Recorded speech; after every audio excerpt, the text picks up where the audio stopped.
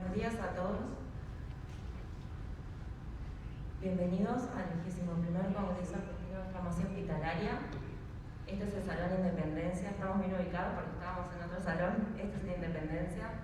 Vamos a comenzar con la presentación de postas. El primero que vamos a escuchar es implementación de una codificación única de medicamentos y productos médicos en la provincia de Salta.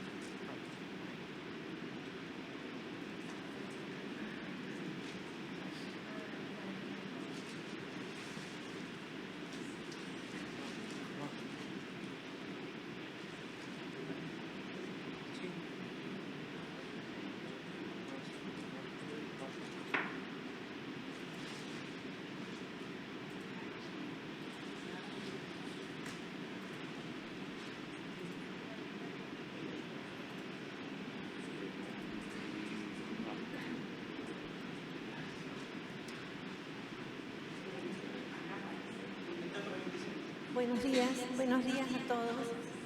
Voy a presentar un trabajo que hicimos desde el Ministerio de Salud Pública de Salta. Yo formo parte de la Dirección de Farmacia y Esterilización, junto con la farmacéutica Berta Condorí, Fernández Adriana, Ramos Vanessa y Barrio Nuevo Jessica. Las últimas dos son técnicas y las tres primeras somos farmacéuticas especialistas en farmacia hospitalaria y esterilización. Cuando nos hicimos cargo de la dirección de farmacia, vimos que tanto los medicamentos como los productos médicos tenían distintas descripciones en su nomenclatura. Entonces, vimos que eso generaba errores, comprometiendo la seguridad del paciente y el uso de los recursos, porque muchas veces ante la solicitud de los efectores de salud para la compra de algún medicamento o producto médico de alto costo, generábamos compra de insumos que a la hora de usarlo en el paciente no correspondía y generábamos un mal uso de los recursos, siendo que la cuota presupuestaria en los ministerios es muy reducida. Entonces empezamos a observar todos los actores que formamos parte, que en algún punto tocamos los medicamentos y los productos médicos. Empezamos a analizar, por ejemplo, que en el proceso de selección, solicitud, adquisición, almacenamiento, distribución y uso, en todos esos actores los nombraban de distinta manera a un mismo producto, a la mayoría, ¿no es cierto?, de los productos, tanto medicamentos como productos médicos. Por ejemplo, para dar una muestra, los efectores de salud, cuando nos solicitaban la provisión, cada efector de salud, manejamos más o menos 147 efectores de salud en toda la provincia, cada uno o la mayoría describía en forma heterogénea, por ejemplo, la citromicina, que es algo tan común, pero sin embargo nos solicitaban, como se ve en la foto, acitromicina sola, no sabíamos si era comprimido, jarabe por 15, jarabe por 30, por ejemplo. Cuando estábamos con la Secretaría de Contrataciones de Gobernación y la Secretaría de Abastecimiento, que corresponde al Ministerio de Salud Pública, estas dos secretarías intervienen en la Secretaría de Contrataciones, intervienen en todo lo que es los pliegos de las licitaciones públicas. Y la Secretaría de Abastecimiento es lo que normalmente llamamos compras del Ministerio de Salud. También, a la hora de hacer la orden de compra, describía distinto.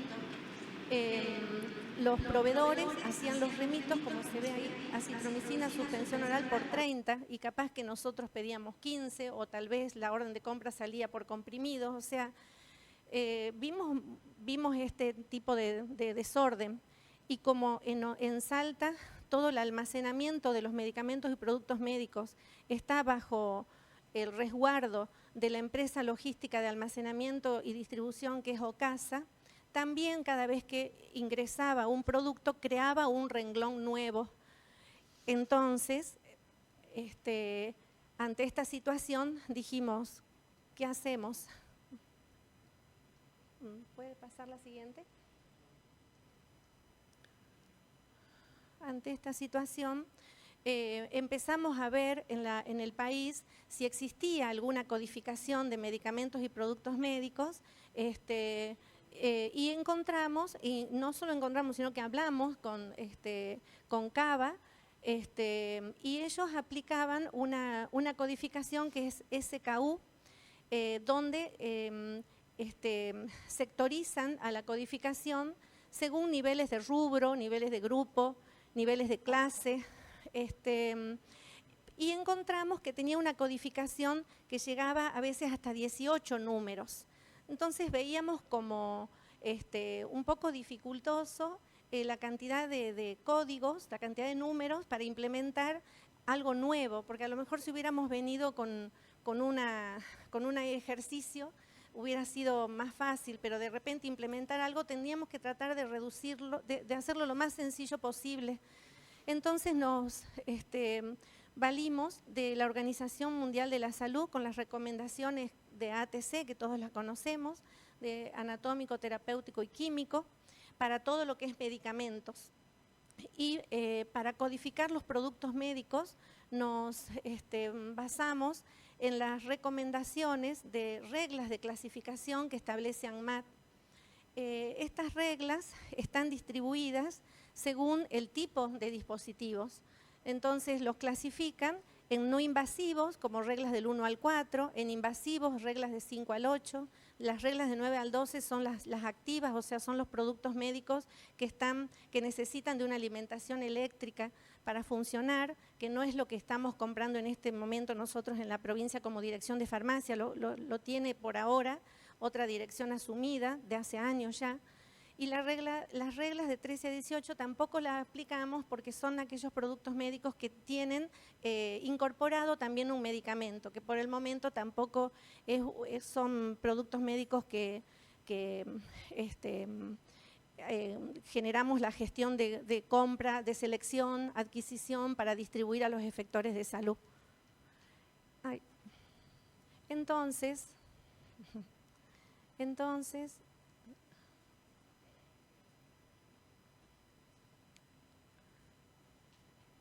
¿lo maneja usted? Entonces, con la Dirección de Farmacia y Esterilización del Ministerio de Salud Pública, codificamos según el código ATC, que tiene hasta 7 dígitos alfanuméricos. Por ejemplo, quedaron solamente para seguir el caso de la acitromicina, que es el ejemplo que comencé para esta presentación, quedaron las 3 acitromicinas de 15 en comprimidos y de 30 con la codificación aplicada según el código ATC. J de antimicrobiano, 01 del grupo terapéutico, F del grupo terapéutico más específico, la clasificación terapéutica y 10 que corresponde a la química de la acitromicina para identificarlos. Y después el último número sería la cantidad de ítems que tenemos con la misma descripción del medicamento. Y los productos médicos también logramos una codificación entre 5 y 7 dígitos alfanuméricos, también con un número diferenciador para poder identificar a cada uno. Entonces, de esta manera, llegamos a codificar los 720 medicamentos que la provincia necesita adquirir para distribuir a todos los efectores según la necesidad de cada uno de los efectores. codificamos 465 productos médicos, que son los que son los que se necesitan para distribuir a los efectores. Somos los de dirección de farmacia, los farmacéuticos, los que vamos a dar el alta a cada medicamento o producto médico que la provincia vuelve a adquirir.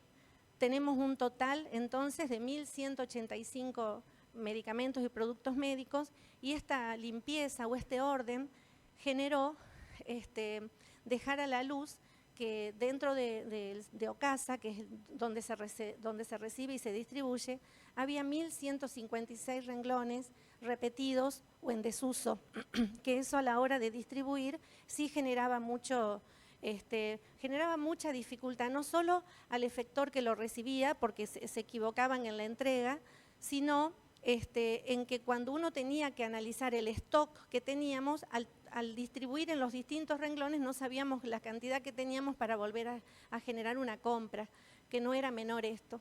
Cuando presentamos todo este trabajo al Ministerio de Salud Pública, al Ministro de Salud Pública, lo aprobó con una resolución ministerial, que es la número 660, 26 de abril del 2021, y que lo llamó Codificación Única Provincial de Salta. Con esta codificación y con su aprobación, desde dirección vinculamos para cada código, lo vinculamos con los renglones de OCASA. OCASA ya limpió los 1.100 y pico que estaban en desuso, ya trabajamos solamente con estos que están codificados. También vinculamos con la licitación pública, sabemos que para cada código es determinado anexo, determinado renglón, para que el proveedor entregue ese código. También nos permitió implementar planillas oficiales desde Dirección de Farmacia para que cada efector nos haga los pedidos con la planilla oficial que contiene este CUPS.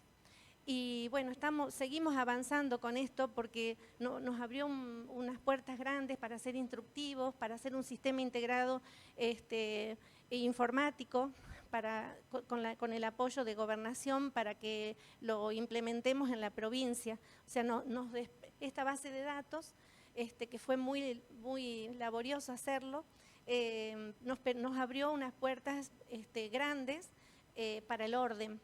Entonces, como conclusión o discusión, nosotros con esta codificación pudimos implementarla desde la selección de un medicamento o producto médico hasta la administración en el paciente, de tal manera que cuando uno lo selecciona, lo compra, ya sabes el uso, ya sabes la ficha técnica que vas a recibir y sí o sí va a llegar al paciente que lo requiera.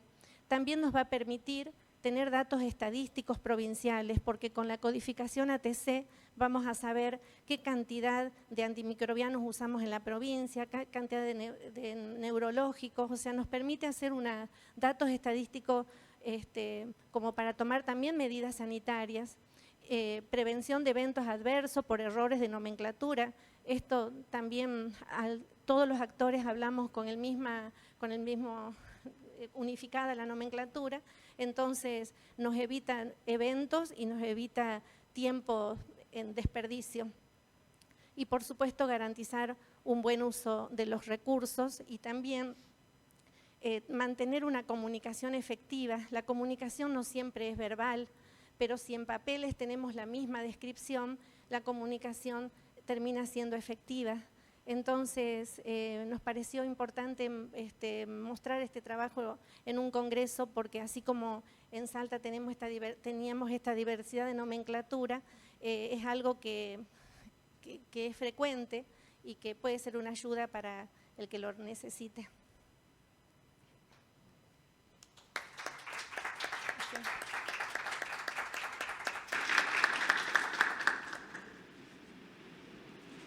Bueno, me gustó mucho el trabajo. Para tu referencia, yo soy de la provincia de Córdoba y también tenemos que referirnos con el Bademecum de OCASA. Tenemos exactamente los mismos problemas, pero ustedes tuvieron la suerte de que se dejaron corregir, nosotros no. Así que nos tenemos que basar en ese Bademecum. La verdad que tiene muchísimos errores en el momento de la transición. te generan errores al momento de poder almacenar tanto sea un medicamento como un producto médico. Así que está muy bueno que nos hayan reconocido eso, que lo hayan podido Claro, yo creo que nos plasmar en el ministerio y les hayan dado una respuesta, ¿no? Eso está muy bueno. Gracias. Fue un trabajo muy laborioso y al buscar el visto bueno, o resolución ministerial más que visto bueno del ministro, ya casi nadie pudo decir que no, porque Ocasa en Salta es una empresa que está con contrato con el gobierno, entonces nosotros somos los clientes, entonces ellos tienen que hacer lo que el cliente determina en lo técnico, digamos, ¿no es cierto? Y quedó escrito. No podemos cambiar de bademecum. ¿Es eso? Bueno, podemos tener si te ayuda el aporte, porque sé que Ocasa tiene a nivel central, es uno solo, está en Buenos Aires. Si te sirve este antecedente en una provincia y lo que necesites, esto es abierto, no es para que quede solo en Salta, así que con todo el apoyo que se necesite estamos abiertos para entre colegas ayudarnos, ¿no? Bueno, Gracias. Muchas gracias por la presentación. Disponemos de 2 minutos para preguntas del público. ¿Alguien tiene alguna duda? ¿Algo que le quieran consultar?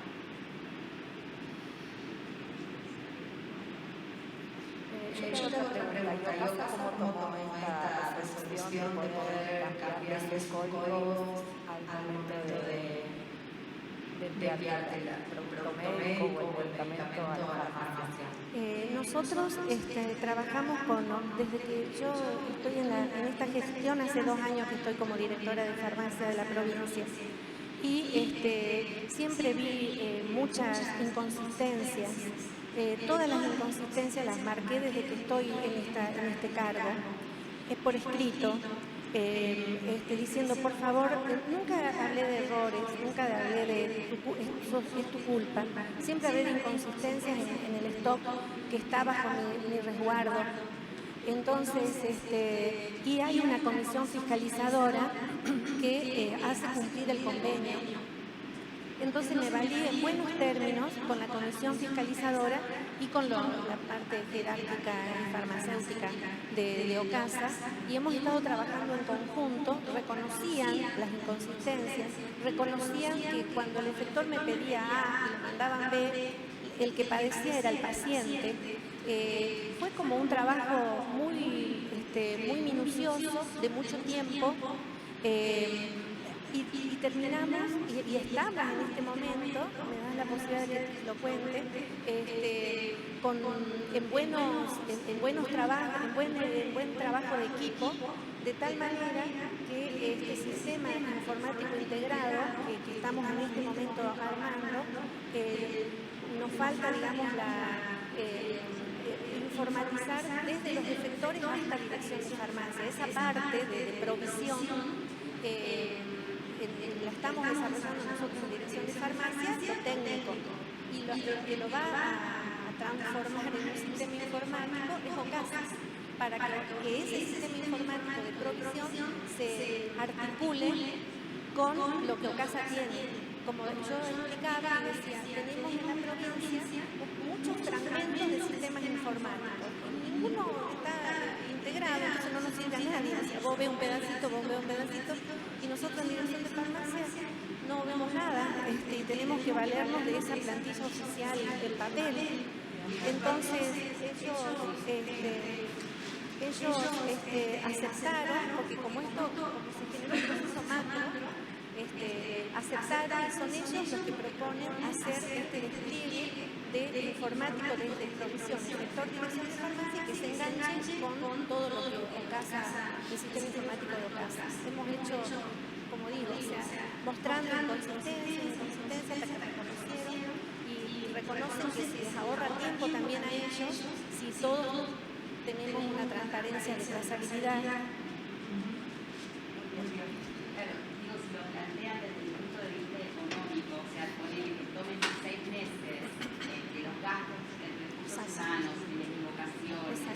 Y en un montón de temas traducidos en plata. O sea, desde ese lado puede ser que lo pueda llegar a corregir. O sea, si vos plantear todo lo que gastás, todos los recursos humanos más la logística de recuperar, de volver a traer la la nafta, esto, lo otro, yo creo que haces un ítem de varios y lo comparas 3 meses y 3, o sea, ¿qué hubiese sido si no hubiese pasado esto, o sea, por las pérdidas, o sea, costo-beneficio, costo-utilidad sería, ¿no es cierto?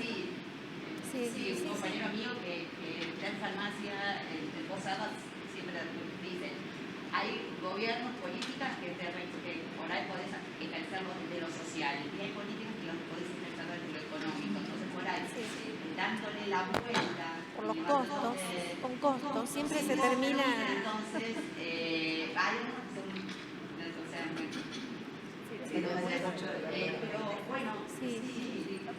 Bueno, gracias. Gracias.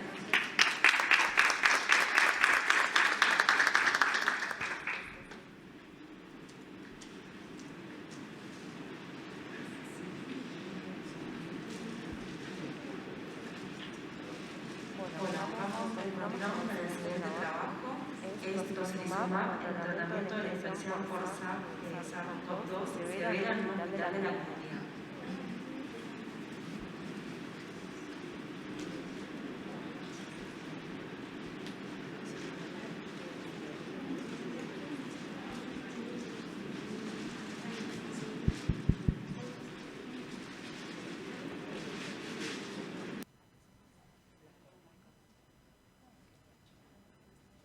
¿A dónde tengo que apuntar? ¿A dónde apunto para pasar la diapo?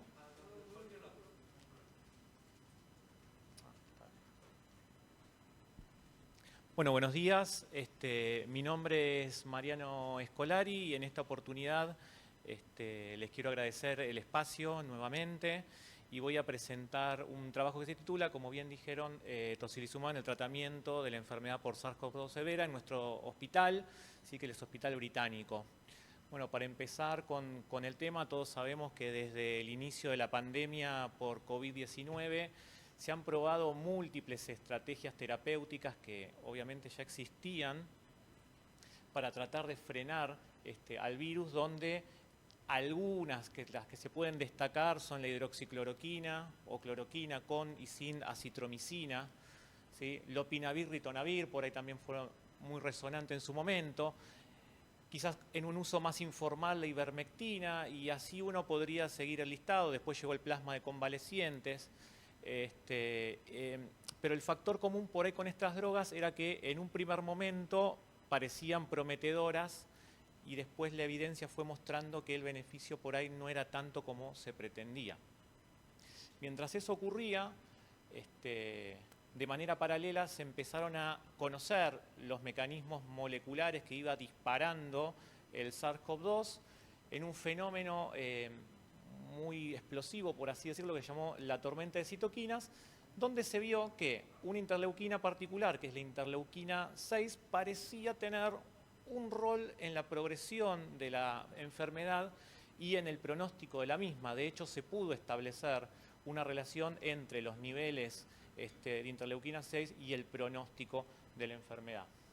Hubo un estudio grande, pero en realidad no me atrevería a decir que es del pionero, el tocilizumab, que es un anticuerpo antirreceptor interleuquina 6, fue propuesto como una herramienta terapéutica a la luz del conocimiento de los efectos de la interleuquina 6. Si bien a principios del 2020, si mal no recuerdo, ya se hablaba de tocilizumab, fue en el ensayo Recovery, que fue un randomizado abierto, probablemente el estudio más grande que se hizo con tocilizumab, donde se vio que tenía beneficios, ¿sí?, en determinados pacientes en cuanto a mortalidad, progresión a terapia intensiva, alta hospitalaria, etc.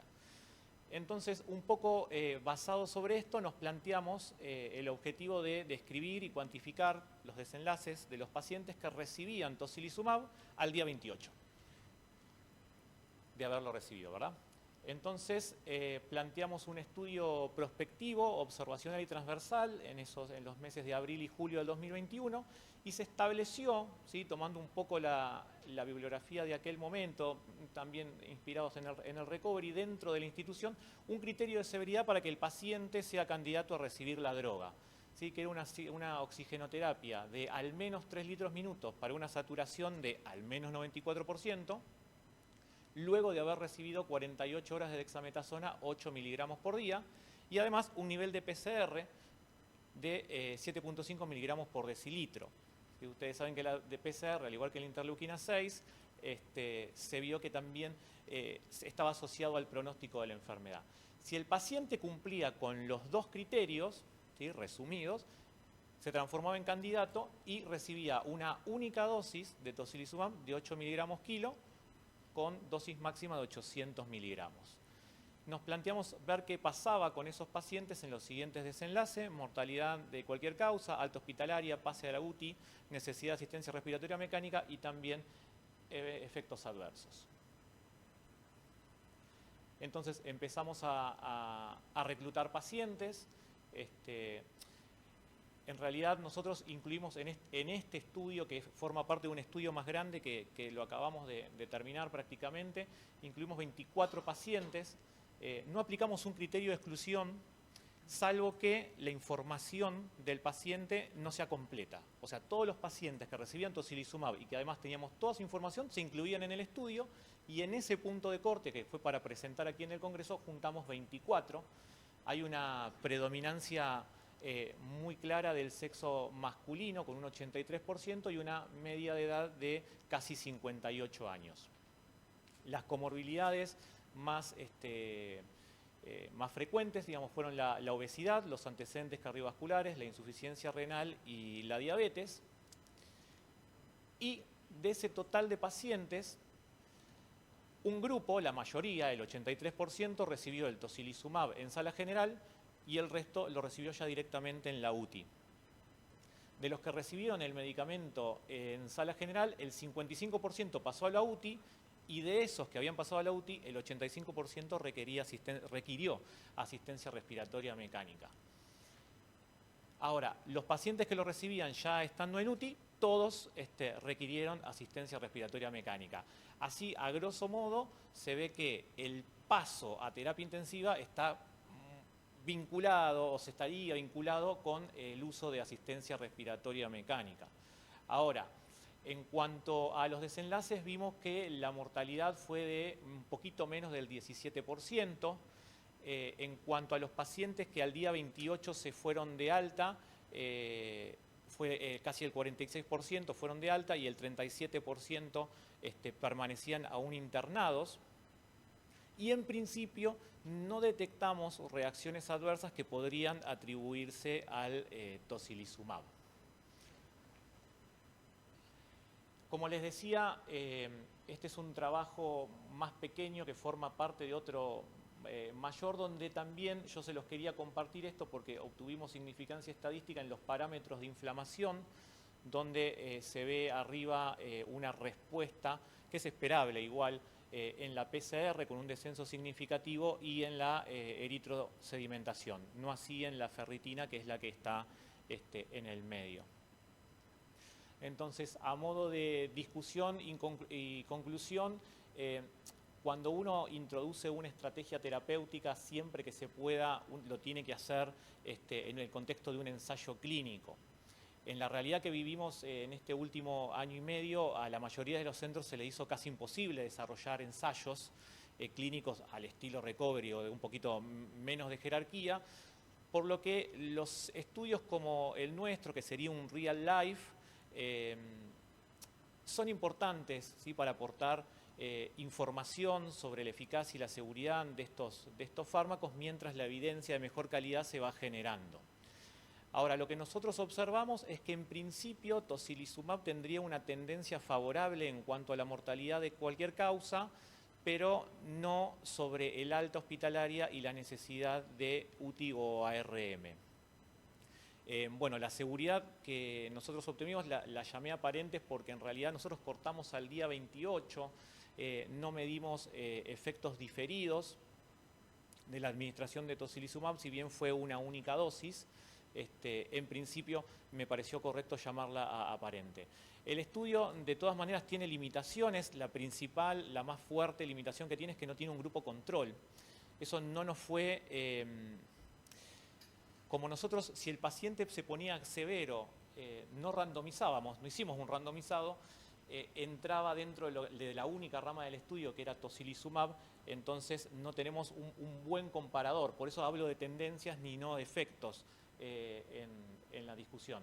Y por supuesto, somos conscientes de que la cantidad de pacientes es un poquito limitada, ¿sí? Si bien estamos contentos, hoy tenemos al día de hoy 31, pero bueno, consideramos poco. Así que como conclusión, lo único que le puedo decir es que en principio, a la luz de este estudio, el beneficio sería únicamente en términos de mortalidad, que es más o menos también lo que mostró el recovery. Listo, gracias.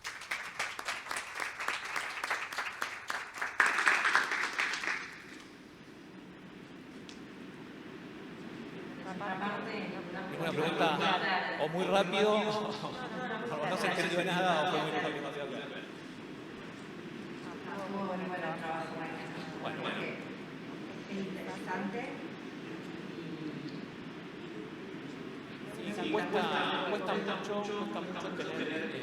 Nosotros cuando lo desarrollamos decíamos, bueno, ¿qué hacemos con el tocilizumab? ¿Funciona? ¿Lo seguimos dando o no? En principio, ya les digo, como todo es difícil por no. Nosotros después seguimos trabajando. Hay una persona que es muy formal en estadística en el hospital y hemos visto que hay algunas comorbilidades, una única comorbilidad que está en edad avanzada, ¿sí? Sería un factor independiente de mortalidad a pesar de recibir tocilizumab, pero bueno, es un trabajo bastante hipótesis. También interesado en ver qué viene después, yo soy obligado a hablar de esto, así que bueno. ¿Y los pacientes solamente recibieron o tuvieron algún tipo de... Previamente, digamos, cuando se acabó la época del estallido terapéutico de filosofía, eso tuvo un periodo de limpieza, tardó en llegar en realidad la evidencia del tocilizumab, y lo único que venían recibiendo los pacientes eran dexametasona, que también por parte de recovery había mostrado que tenía beneficios en los pacientes que se ponían rodeados de severo. Entonces, lo único, además de la no, o sea, de la DEXA, digamos, si con 2 días de DEXA el paciente tenía la criterio de severidad, se sumaba eso. Nosotros son pacientes tratados con dexametasona a 10 días y tocilizumab. Es un combinado. Pero con la dexametasona no daba efecto, o sea, no... Había pacientes que sí. Igual le daban a los pacientes. Claro, había pacientes que sí respondían.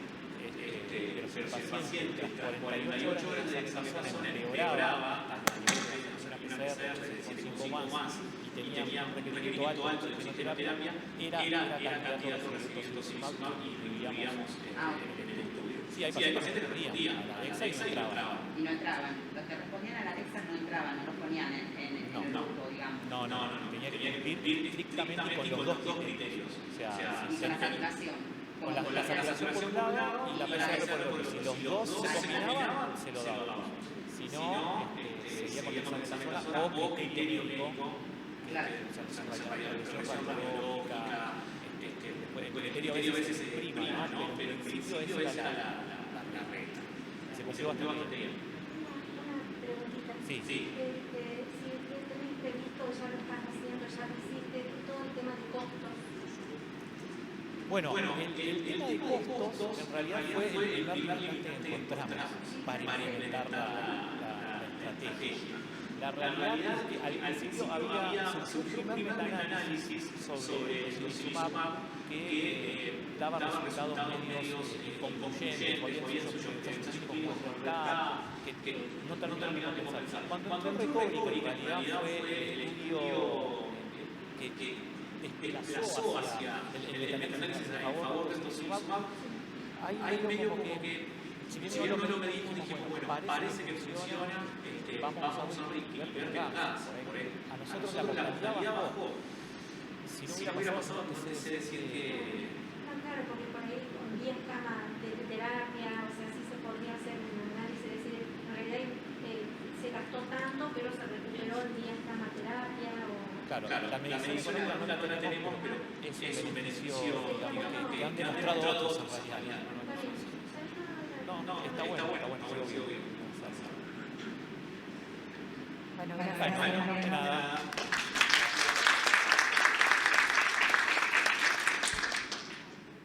Bueno, estamos un poco con el tiempo porque comenzamos un poco demorados, así que vamos a echar el tercer trabajo, notificaciones por desvío de calidad, fallas en el aspecto.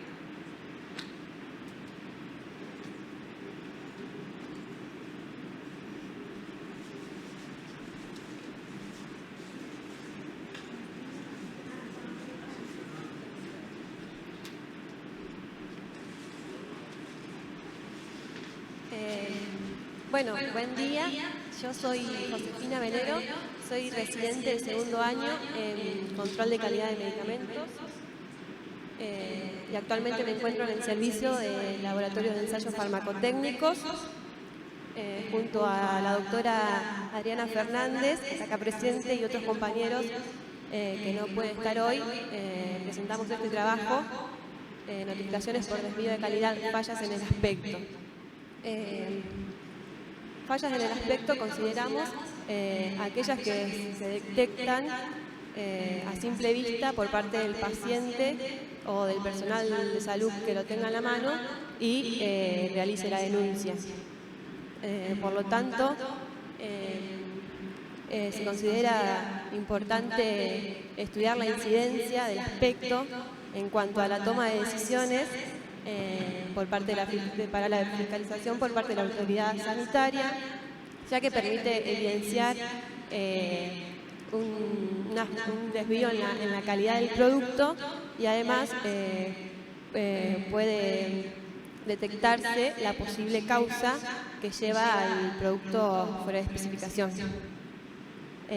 Cuando se recibe una notificación al servicio, se definen los ensayos farmacotécnicos a realizar y según el motivo de la denuncia,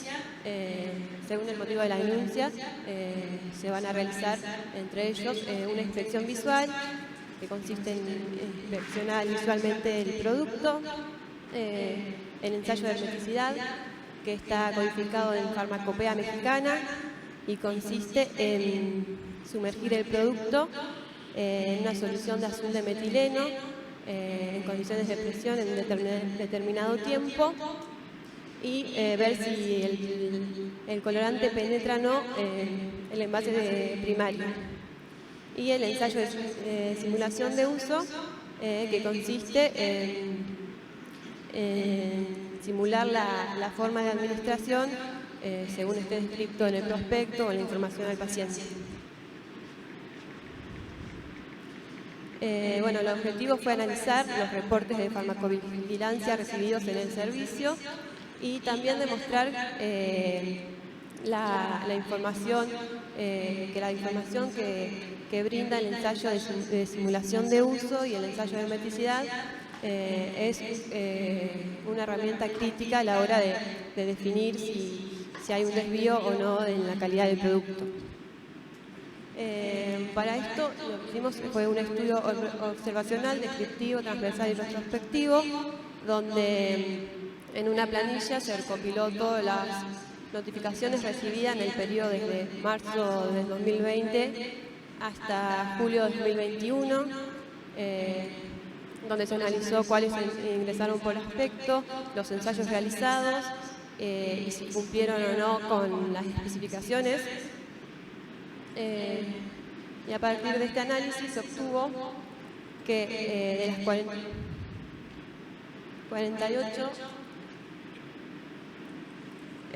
48 notificaciones recibidas, 30 notificaciones, representando el 62,5%, eran por fallas en el aspecto. De estas 30, a las 30 se les realizó una inspección visual, de las cuales 10 de ellas no cumplieron con la especificación, dado que no cumplían o tenían problemas en la coloración o en la nitidez de las soluciones. A 8 de ellas se les realizó el ensayo de hermeticidad, de las cuales 3 no cumplieron, evidenciando una falla en el sellado del producto. Y a 18 de las 18 que se les realizó el ensayo de simulación de uso, 8 no cumplieron, evidenciando un problema a la hora de una dificultad a la hora de la administración.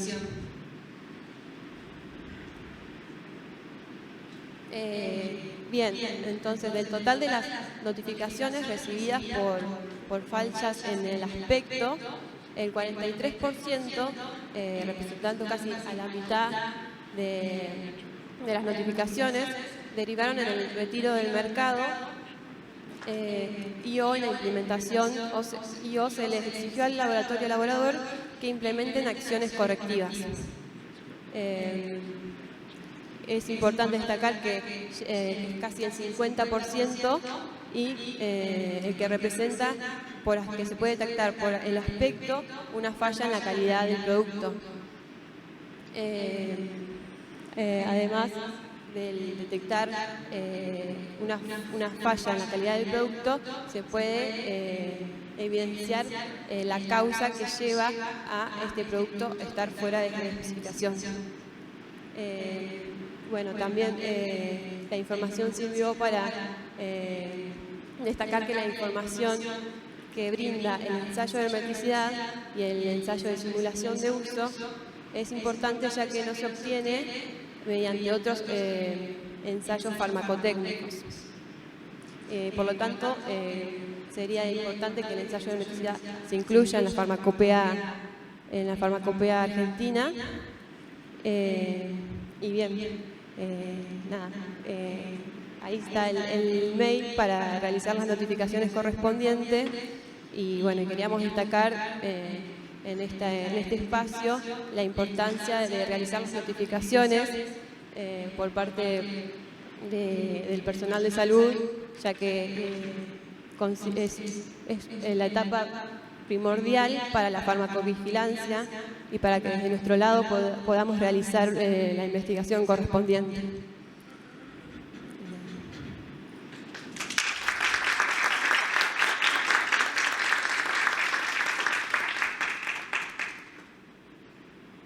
Felicitaciones. A mí particularmente fue un trabajo que me gustó mucho, por esto que decís al final la importancia de la notificación, que muchas veces los profesionales de la salud nos notificamos y como que queda ahí y nos olvidamos del lado B, ¿no? Claro, era también un poco mostrar la parte detrás después de la notificación, que sí se realiza y sí se lleva real casi a un 50% en el caso de notificaciones por aspecto, a un retiro de mercado o a exigirle al laboratorio que realice cambios, acciones correctivas. Esa parte se nos pierde como muy buen trabajo para que quede evidencia, ¿no? Sí, toda esa parte. Sí, en realidad, o sea, a través de los mails de farmacovigilancia es como que podemos llegar a recibir los escuchos. O sea, es muy importante la comunicación de todos los farmacéuticos de todos lados del país para poder recibir este tipo de notificaciones, aunque sea un aspecto, aunque sea una simulación de uso, no es una pavada, es importante que lo notifiquen, que nos manden, que se pongan en contacto. En el póster está el Sistema Nacional de Farmacovigilancia en el mail, y hay uno que actualizamos, claro, que va más directo, que es el de post-comercialización. Y directamente, o sea, como que estamos al servicio de la comunidad y de nuestros colegas para lo que necesiten y lo que quieran llevar, porque son muchos las correcciones que se pueden hacer y que se tienen que hacer, aunque sea hasta extraer un comprimido como de un blister, o a veces hay, o sea, siguiendo el producto, falta de detalle del producto en el prospecto, que eso lleva a errores en la navegación. ¿Sí? Son evitables, además. Son evitables. Son muy frecuentes. Bueno, gracias. Muchas gracias.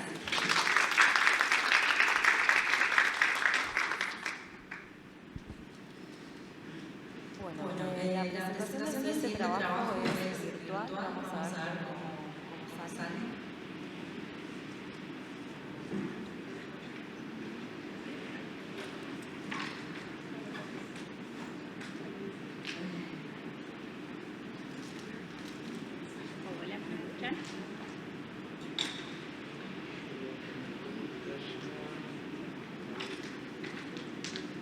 Hola, buenos días.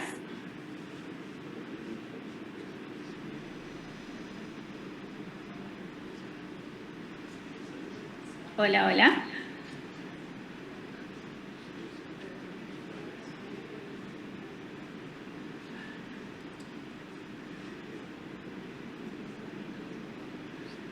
Hola, ¿qué tal? Buen día, ¿me escuchan? Sí, escuchamos.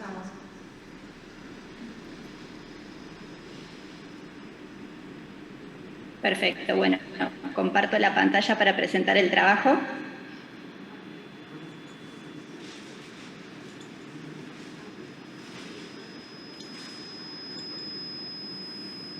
Bueno,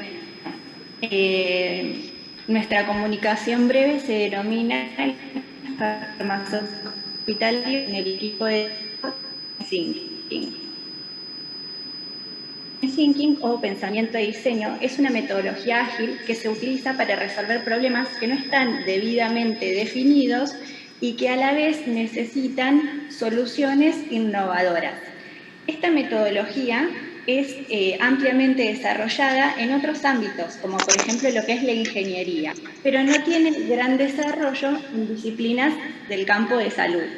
Para el propósito de esta comunicación, nosotros lo que intentamos realizar es hacer una descripción de la participación del farmacéutico en el equipo de trabajo que llevó a cabo la implementación de esta metodología.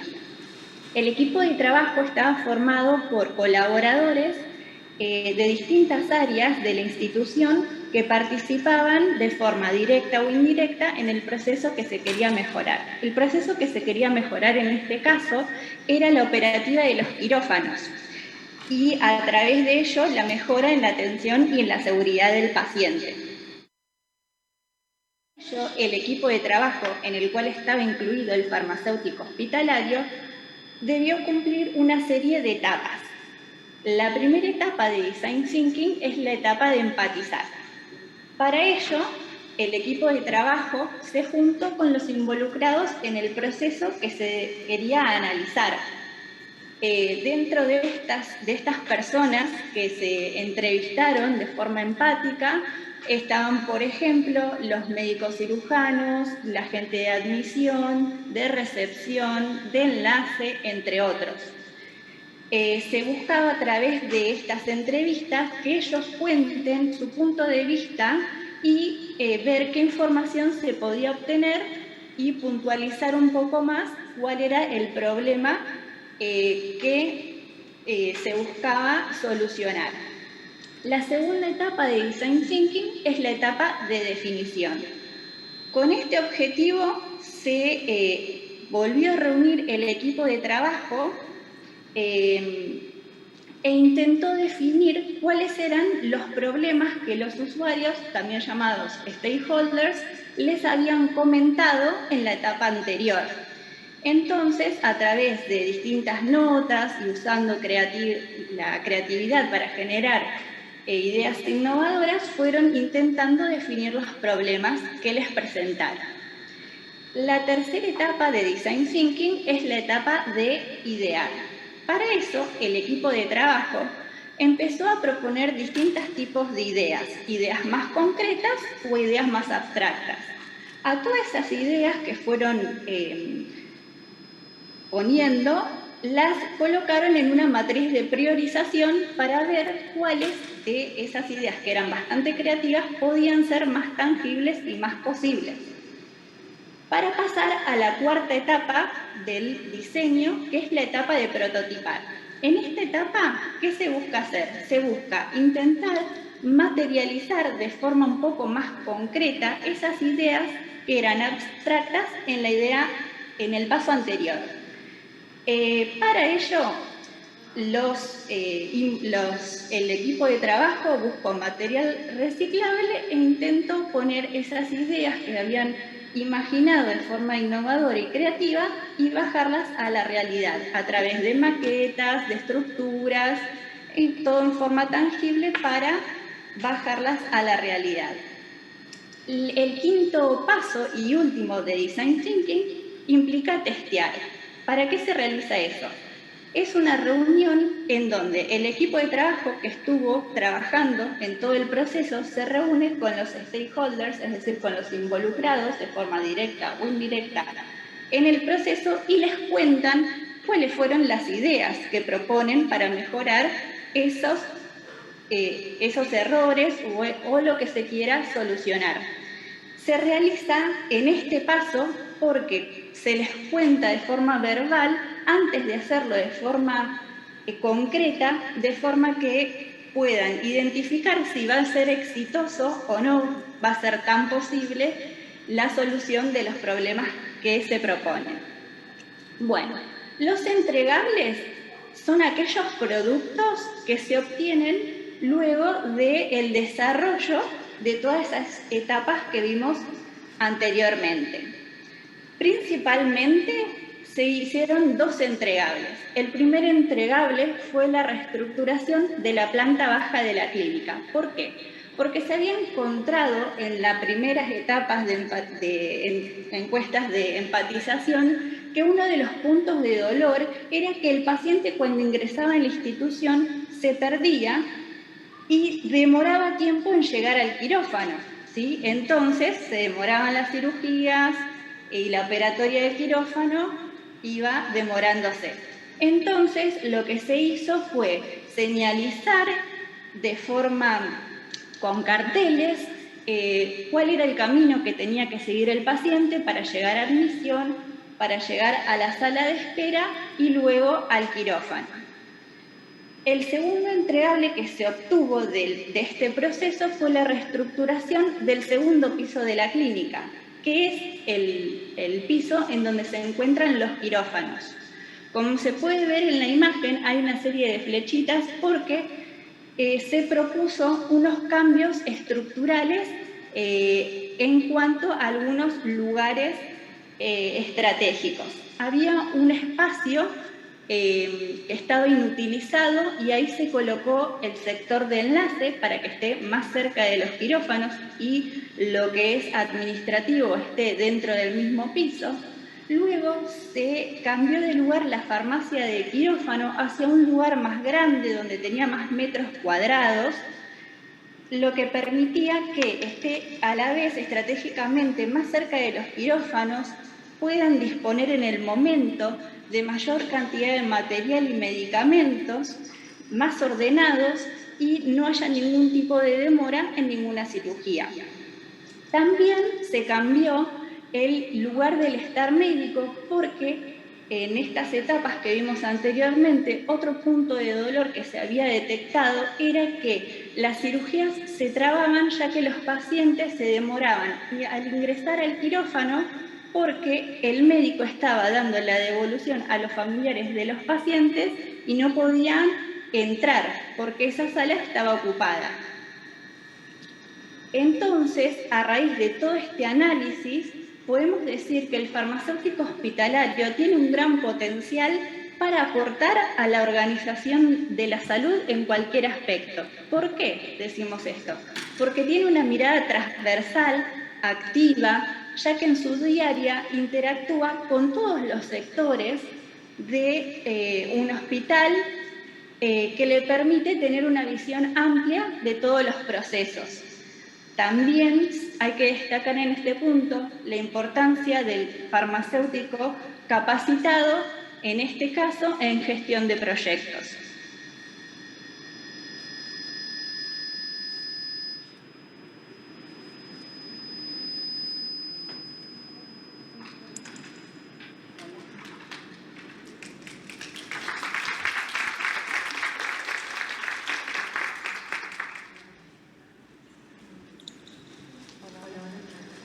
Hola. Bueno, muchas gracias por esta presentación. No sé si se escucha. Muy interesante el trabajo. Y no sé si... Bueno, fue muy claro para nosotras. No sé si alguien quiere hacer algún tipo de pregunta. ¿No? Bueno, te damos las muchas gracias por haber participado y felicitaciones.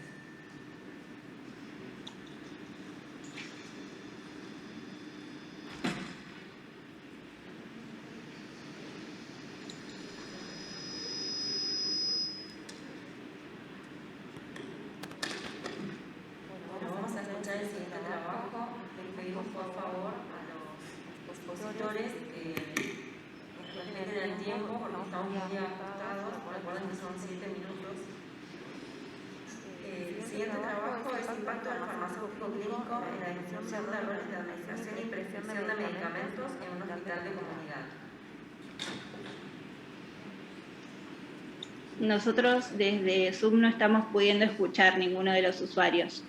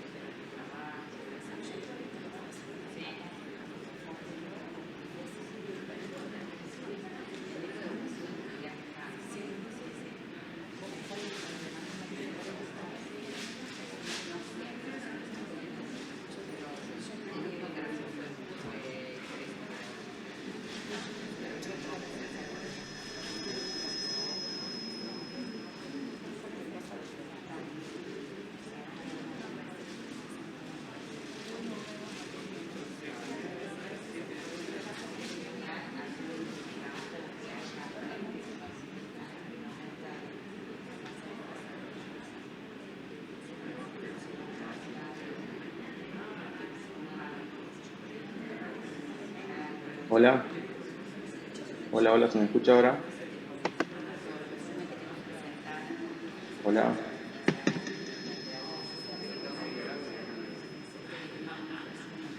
Hola, bueno, buenos días a todos.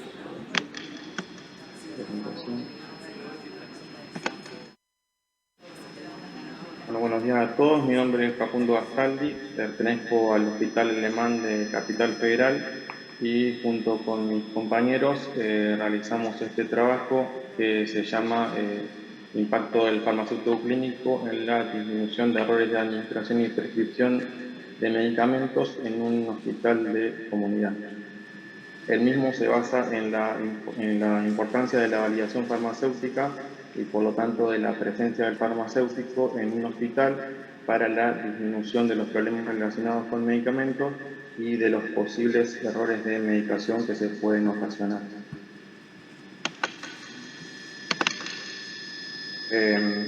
Bueno, tomamos como punto de partida una definición hecha por el Grupo de Farmacia Oncológica de la SEP sobre la validación farmacéutica, que dice que la validación es la verificación clínica de la prescripción médica en relación con un protocolo terapéutico aprobado, el plan de tratamiento del paciente y sus características o parámetros individualizados.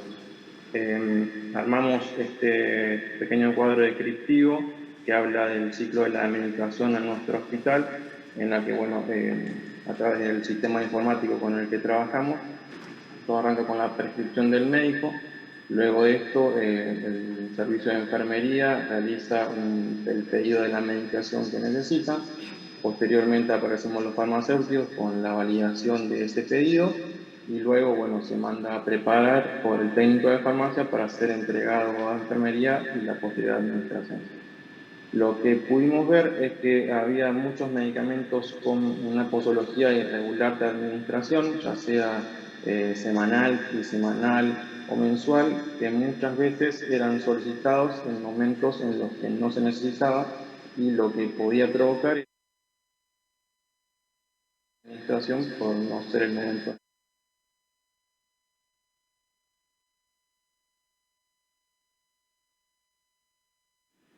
En primer lugar, evaluar la importancia de la validación en estos pedidos de medicación con una pauta de administración irregular que podrían llevar a posibles errores de administración.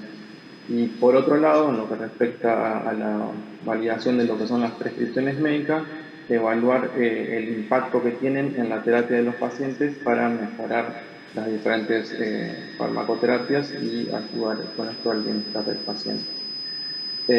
Bueno, en principio nuestro estudio fue un estudio observacional y retrospectivo en el que analizamos las intervenciones que se realizaron en los meses de mayo y junio del 2021.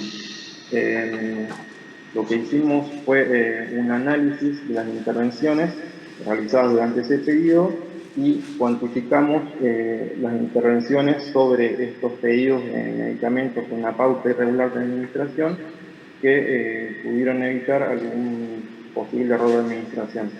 Y por otro lado, se analizó el impacto que tuvieron estas intervenciones farmacéuticas sobre estas indicaciones a partir de un código de significación que mide la atención farmacéutica prestada. Este código de significación lo que hace es dividir las diferentes intervenciones farmacéuticas según su grado de importancia en apropiadas, indiferentes o inapropiadas, y a su vez divide lo que son las apropiadas en extremadamente significativas, muy significativas o significativas, todo tomando en cuenta el grado de relevancia de las mismas. Lo que pudimos ver fue que como resultado, lo que obtuvimos fue un 3% de intervenciones que son extremadamente significativas. Todo esto fue en base a 1.350 intervenciones que fueron las hechas durante ese periodo. Pudimos ver que hubo un 3% de intervenciones extremadamente significativas, un 40% muy significativa, un 47% casi significativa y las indiferentes o inapropiadas redondeaban cerca del 10%, lo que nos llevó a ver que aproximadamente el 90% de todas nuestras intervenciones fueron apropiadas, lo que evidenciaría que el trabajo de los farmacéuticos ayudaría en una posible mejora en la farmacoterapia de los pacientes. Por otro lado, lo que pudimos ver fue que hubo un total de 149 de estos pedidos de medicamentos con una pauta irregular de administración. A esto nos referimos con aquellos que son administrados de manera mensual, de manera trisemanal, en lo que respecta a algunas profilaxis, en otros como aplicaciones semanales, como ácido fólico, leucovorina, albúmina y demás, que por tener vigentes indicaciones son pedidos en momentos en los que no corresponde y si no estuviera el farmacéutico presente, quizás eso se enviaría y podría producir un posible error de administración que se podría evitar gracias a la presencia del farmacéutico.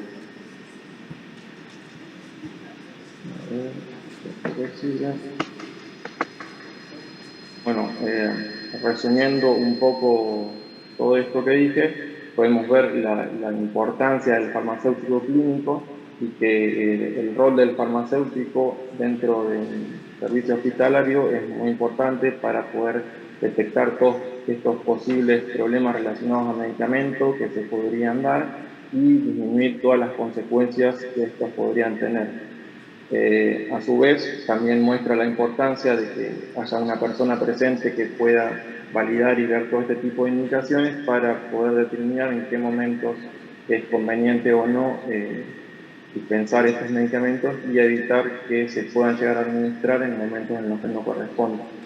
Lo que nos llevó a ver todo este trabajo fue que se podría presentar como evidencia que todo este trabajo que nosotros hacemos de validación y demás dentro del hospital podría ayudar a mejorar el ciclo de la medicación en nuestro hospital y disminuir cada vez más todos los problemas relacionados a medicamentos que se pueden producir. ¿No?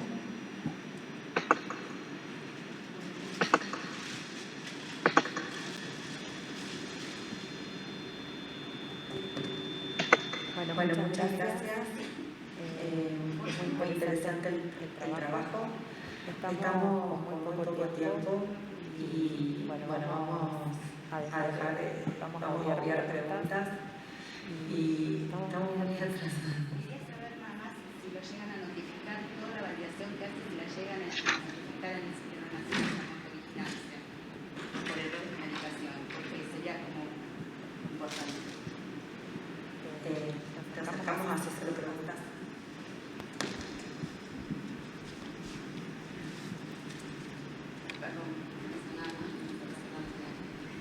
Hola. Hola.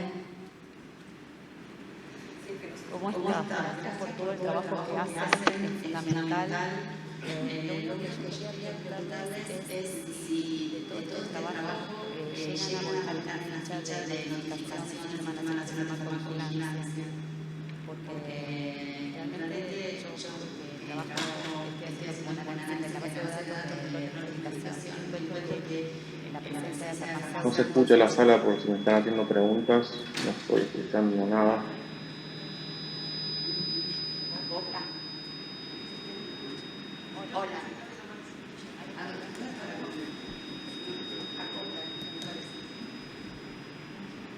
Hola. Te quería agradecer por todo lo que hiciste. Me parece excelente la intervención de los farmacéuticos en la farmacia del hospital. Lo único que quería preguntarte es que estaría bueno que puedan informar en el Sistema Nacional de Farmacovigilancia, llenar las fechas de notificaciones por errores de medicación, porque yo desde INAMI viendo la base de datos de farmacovigilancia noto que hay una ausencia bastante importante de las denuncias de las notificaciones por errores de medicación, de administración, prescripción, que ustedes pueden llegar a relevar, que sería muy interesante para nutrir el sistema de salud. Nada más. No sé si se escucha. No sé. Ay. Bueno, parece que no te escucho. ¿Escuchaste la pregunta? Hola, ¿me estás escuchando?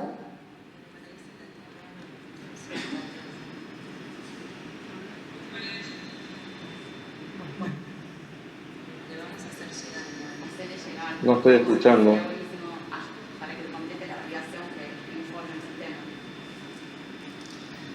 Bueno, muchísimas gracias.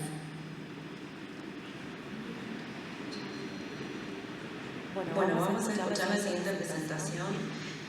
Impacto del uso off-label de tocilizumab en pacientes con neumonía severa COVID-19.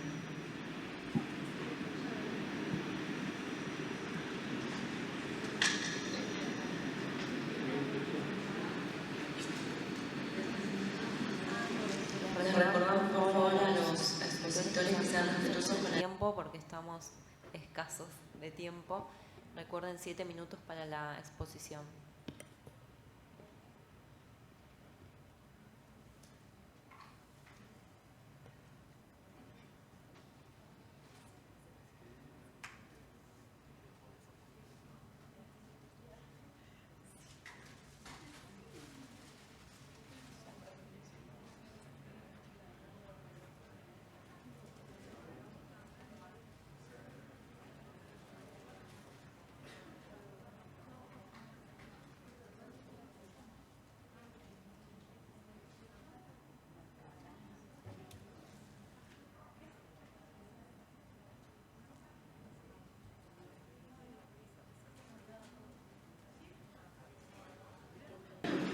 Buenos días, no sé si me escuchan. Quedó para el compañero anterior, los que estamos acá por Zoom no escuchamos las preguntas de la sala porque está muteada.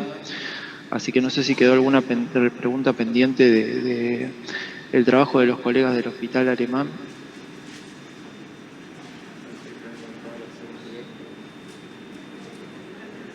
Si no avanzamos porque no está funcionando muy bien el asunto.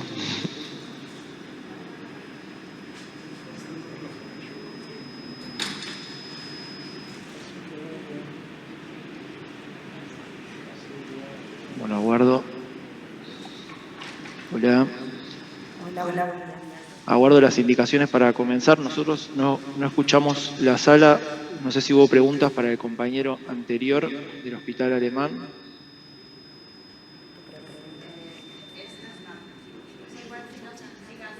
No escuchamos nada, si no Te la vamos a... comienzo con la presentación. Sí, hubo una pregunta y te la vamos a pasar. No tenemos acá por ninguna mail. indicación desde los que estamos por Zoom, que lamentablemente no pudimos ir a Tucumán.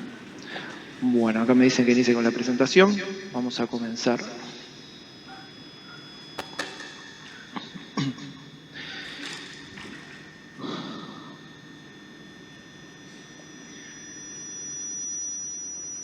Bueno, buenos días a todos. Mi nombre es Facundo Méndez Garrido.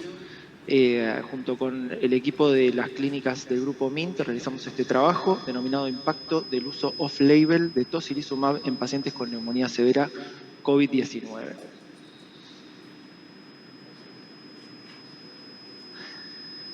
Bueno, como ustedes saben, la enfermedad por COVID-19 se caracteriza por un estado inflamatorio exacerbado. Existe una instancia donde hay el llamado estallido de citoquinas, ¿sí? Un estallido proinflamatorio donde aumentan los niveles de algunos factores, entre los que se destaca la citoquina proinflamatoria interleuquina 6. Esto se da en el marco del pulmón y afecta luego a otros órganos, ¿sí? Existe un estudio, ¿sí?, del grupo Recovery, ¿sí?, un ensayo clínico randomizado, controlado, abierto, donde postulan que el tocilizumab, que es un anticuerpo monoclonal contra el receptor de interleuquina 6, sería beneficioso, ¿sí?, el tratamiento en pacientes con neumonía severa COVID-19. ¿Qué es lo que vieron en el Recovery? ¿Sí?, que fue un estudio realizado en Reino Unido con más de 4.000 pacientes enrolados. Bueno, vieron un descenso de la mortalidad, ¿sí?, un descenso en los días de internación y en los requerimientos de oxígeno y asistencia respiratoria mecánica. La cuestión es que luego empezaron a salir otros estudios, ¿sí?, como el que citamos de New England, realizados en más países con circulaciones de otras variantes, ¿sí?, donde postulan que en realidad este uso off-label de tocilizumab no tendría beneficios en cuanto al estado clínico y la mortalidad en los pacientes. A su vez también se ha reportado que el uso de tocilizumab y corticoides como la dexametasona, que se usan cuando comienzan los requerimientos de oxígeno, podrían generar una inmunosupresión que aumentaría la incidencia de aspergilosis pulmonar invasiva. Esto impacta en la farmacia porque genera un aumento en los requerimientos, ¿sí?, de antifúngicos de alto costo, como puede ser isavuconazol, voriconazol, anfotericina. Bueno, debemos destacar que al momento no hay trabajos publicados sobre el uso de tocilizumab en población argentina con neumonía severa COVID-19, más allá de que acá en el Congreso tenemos, creo que 6 trabajos muy interesantes sobre este tema. Bueno, los objetivos de nuestro trabajo, con una perspectiva más farmacéutica, ¿sí?, desde cómo lo vimos desde la farmacia, fue evaluar el impacto del uso de tocilizumab en pacientes con neumonía severa COVID-19 en cuanto a mortalidad, días de internación y requerimiento de antifúngicos de alto costo, y también analizar cómo fue el acceso a este tratamiento y los motivos de falta de tratamiento. Para ello realizamos un estudio retrospectivo de cohortes en 3 clínicas de la ciudad de Buenos Aires, la Clínica Santa Isabel, la Clínica Basterrica y la Clínica del Sol, durante un periodo entre marzo y agosto de este año, donde analizamos pacientes que tenían indicación, que tuvieron indicación de tocilizumab en UTI, ¿sí? Nuestras clínicas lo usamos en la UTI, ¿sí? Pacientes con neumonía, o sea, los criterios de inclusión eran neumonía COVID-19 confirmada por PCR, una saturación de oxígeno menor a 92% o oxigenoterapia, y una PCR mayor a 7,5 miligramos de cilitro, o sea, un estado proinflamatorio. Sí, bueno, tenemos 2 grupos. Uno es el grupo que recibió tocilizumab, ¿sí?, una dosis de acuerdo al peso corporal, ¿sí?, y después incluimos un grupo comparador, ¿sí?, que no recibió placebo, sino que es un grupo de no tratados. Son pacientes que recibieron indicación de tocilizumab, pero no accedieron al tratamiento por diferentes motivos que luego analizamos. Es de destacar que no hubo diferencias significativas en la edad promedio, que anduvo en 54 años, en ambos grupos, ni en el sexo, ¿sí?, que hubo una predominancia masculina, como vimos en el trabajo anterior del Hospital Británico, ¿sí?, y consideramos para la estadística un P menor a 0,5 como significativo. En cuanto a nuestros resultados, primero analizamos el acceso al tratamiento. El 30% aproximadamente de los pacientes con indicación de tocilizumab no pudo recibirlo, ¿sí? Acá tenemos que destacar que había una ventana de 24 horas desde la indicación para recibirlo, si estaba el tratamiento más tarde se suspendía, ¿sí? Y destacamos que un 54% de estos pacientes no recibieron el tratamiento porque no fue autorizado o provisto por parte de la cobertura. Nosotros nos comunicábamos mediante auditoría con las coberturas para ver si autorizaban el envío del tratamiento o que las clínicas administráramos el tratamiento, ya que era un uso off-label, ¿sí?, fuera de etiqueta, y no había... o sea, la indicación se regía por los ensayos vigentes, ¿sí?, que aún no estaban finalizados, y no había una recomendación del Ministerio de Salud de Argentina, ¿sí? Después tuvimos, en un 31% de los pacientes se suspendió por una mejora clínica cuando llegó el momento de administrarlo, porque había llegado por ahí unas horas más tarde, o se autorizó unas horas más tarde, se fue suspendido porque el paciente había mejorado, igual fueron incluidos en el grupo no tratado, y también la falta de disponibilidad en el mercado, que este fue el principal problema, digamos, para conseguirlo, porque el aumento del uso limitó, ¿sí?, la disponibilidad, que también afectó a los pacientes que usualmente usan el medicamento, que son los pacientes con artritis, ¿sí? En cuanto al impacto del uso, ¿sí?, vimos que el tocilizumab no produjo cambios en los parámetros analizados, no vimos cambios en la mortalidad, ¿sí?, esto no fue significativo. Nosotros tuvimos una mortalidad más alta que los estudios como el Recovery, ¿sí?, y tampoco vimos cambios en los días al alta de los pacientes que no evitaron, ¿sí?, si bien hay una tendencia a que el tocilizumab reduzca los días de internación. Acá pueden ver la mediana y el rango, si tuvimos que hacer un análisis no paramétrico, y tampoco vimos cambios en los antifúngicos de alto costo en estos pacientes, que nosotros justamente como habíamos leído que, trabajando junto con infectología, de que había un probable aumento de la tasa de aspergilosis, nos habíamos estoqueado de antifúngicos, que finalmente no fue así, no fueron necesarios. En cuanto a la discusión, podemos destacar que una dificultad en el acceso al tratamiento, ¿sí? En parte debido al desabastecimiento en el mercado por el aumento del uso y también la falta de autorización por las coberturas por el auditor médico por su indicación off-label, por más que nosotros chequeábamos que efectivamente cumpliera los criterios del recovery, ¿sí? Esto generó un esfuerzo adicional que debimos realizar los farmacéuticos para garantizar la adquisición y el acceso al tratamiento en tiempo y forma, ¿sí? Y en cuanto a nuestros resultados, tampoco observamos beneficios significativos por la infusión de tocilizumab en los parámetros analizados. Esto está más en relación con los últimos trabajos, ¿sí? Realizados en diferentes países donde no se ve un beneficio significativo con el tocilizumab, ¿sí? Últimamente, por ejemplo, la CONETEC del Ministerio de Salud menciona, ¿sí? En agosto menciona que sería beneficioso solo para pacientes en estado crítico, ¿sí?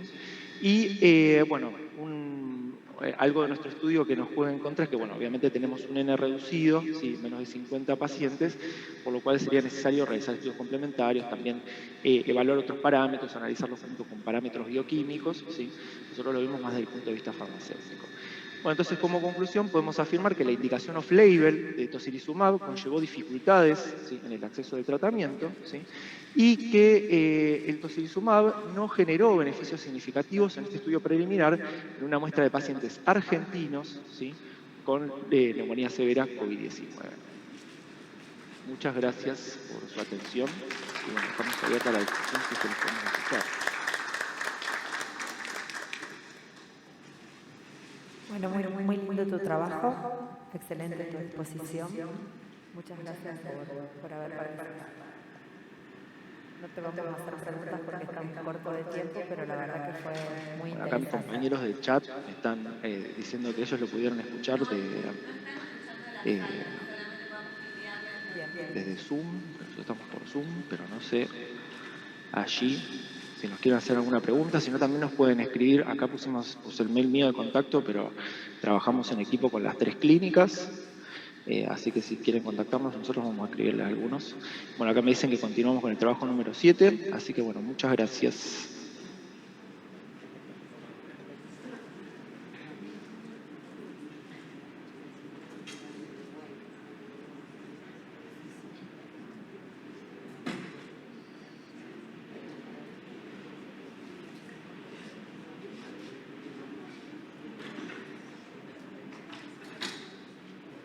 Bueno, continuamos con el trabajo número 7, intervenciones multicomponentes en ancianos anticoagulados con antagonistas de vitamina K que ingresan a medicina domiciliaria de una internación.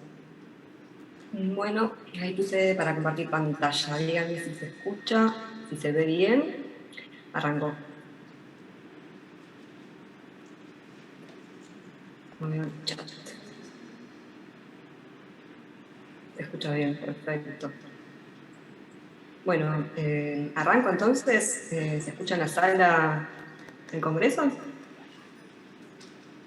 Sí, perfecto.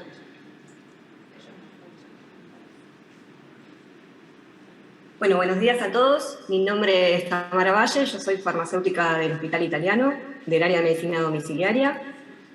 Perdón por no estar presente hoy, pero justo esta semana nos toca la auditoría de la Joint Commission en el hospital, así que estamos un poco complicados. El trabajo que les voy a presentar se denomina Intervención multicomponente en ancianos anticoagulados con antagonistas de la vitamina K que ingresan a medicina domiciliaria desde una internación. Es un trabajo que hicimos en conjunto con los farmacéuticos del servicio de farmacia y los médicos del servicio de clínica médica, más asistentes sociosanitarios y kinesiólogos que trabajan también en el servicio de clínica médica. Primero que nada, como para que entren un poco en el ámbito nuestro de la internación domiciliaria, así que es un poco distinto a lo que es la internación hospitalaria, nosotros dividimos a la medicina domiciliaria en 2 grandes grupos. Por un lado tenemos lo que es cuidados agudos, donde contamos con 500 camas aproximadamente, y por otro lado tenemos lo que es cuidados crónicos, donde tenemos más o menos 3.000 camas, ¿sí? En cuidados crónicos, la mayoría de los pacientes son de alto nivel de dependencia, son pacientes pluripatológicos, con fragilidad severa, que tienen polifarmacia, 70% son crónicos con necesidades paliativas, y además descubrimos que un 25% son anticoagulados con antagonistas de la vitamina K. En las reuniones de grupo que estábamos haciendo pre-pandemia, ¿sí? El año pasado, lo que descubrimos es que teníamos un 30% de la población que estaba en cuidados crónicos que en el domicilio tenían un valor crítico de Ring mayor a 6, sin sangrado, y eran derivados al hospital. Esto ya era un problema desde antes de la pandemia, pero en la pandemia surgió como mayor importancia porque no queríamos a nadie en el hospital que no fuese necesario. ¿Sí? Queríamos ocupar las camas hospitalarias para COVID y para lo que estrictamente fuese necesario que esté internado. Entonces, los que nos habíamos propuesto ya con el equipo médico era disminuir en un 50% la derivación hospitalaria de pacientes que al alta recibían antagonistas de la vitamina K y tenían un valor crítico de Ring sin sangrado dentro de los 90 días del alta. ¿Sí? El paciente tiene sangrado si es un criterio de internación, pero si no tiene sangrado y tiene un valor crítico de Ring mayor a 6, se puede solucionar perfectamente desde la internación domiciliaria. Entonces nosotros, como objetivo del trabajo que estamos presentando, lo que dijimos es determinar el impacto de la intervención multicomponente e interdisciplinaria en los pacientes ancianos anticoagulados con antagonistas de la vitamina K. Para eso lo que diseñamos fue este trabajo, en donde el diseño fue un estudio de corte prospectiva. ¿Sí? Los médicos coordinadores de medicina domiciliaria, cuando van a la sala, elegían a los pacientes que iban a ingresar en este protocolo, nos avisaban y a partir de ahí les hacíamos un seguimiento. ¿Sí? El periodo de estudio de este trabajo que les estoy presentando fue 7 de febrero del 2020 hasta el 7 de julio del 2020. Los criterios de inclusión fueron pacientes mayores de 64 años que ingresan a cuidados domiciliarios desde una internación hospitalaria, que pertenecen al plan de salud del hospital italiano y reciben antagonistas de la vitamina K. A la derecha lo que vemos son los 4 componentes que nosotros medimos, ¿sí? Para después evaluar los resultados. Los 2 que están en verde son los que participó farmacia y los 2 que están en rosa son los que participaron los médicos. ¿Sí? Todo comenzaba con la recorrida de los médicos de internación domiciliaria por los pisos para dar las altas. Entonces ellos eran los que evaluaban la carta de alta, ¿sí? La parte que está en rosa, y evaluaban que la carta, la epicrisis, tenga registro de Ring, que tenga el antagonista de vitamina K indicado, si hacen cumarol o warfarina, que tengan el Ring control en el domicilio, qué fecha iba a ser, que se identifica el cuidador responsable en el domicilio de la medicación, que haya un referente médico en el domicilio que es distinto al médico que evalúa el alta. Y una vez que tenían todo eso y daban el ok para que el paciente ingrese en este protocolo, nos avisaban a nosotros. ¿Sí? Nosotros lo que hacíamos era entregarles un folleto en la habitación al cuidador responsable con un comprimido de vitamina K. ¿Sí? Este folleto que entregamos lo diseñamos previamente en la reunión, en acuerdo con todos. La realidad es que farmacia fue la que participó en el diseño y en mandarlo a imprimir. Los médicos los dijeron, los médicos lo que nos dijeron es cuál era el valor de Ring a partir del cual se tenía que intervenir según el último. Entonces, luego que le entregábamos el comprimido y el folleto en la habitación, nos habíamos propuesto 48 horas para llamar a este referente y explicarle en el domicilio todo sobre cómo conservar el medicamento, que tenía que esperar el llamado del médico, luego del RIL, ¿sí? Que no lo tome sin una indicación médica. Luego de eso teníamos que mandarle también un mail al médico que estaba en el domicilio haciendo el seguimiento de este paciente para que sepa que estaba este paciente enrolado en este protocolo y cómo actuar frente a un llamado de Ring fuera de rango. ¿Sí? Esas son las dosis que usábamos de vitamina K según el Ring. Valor de Ring entre 5 y 10 son 2,5 miligramos de vitamina K y valor de Ring mayor a 10 son 5 miligramos.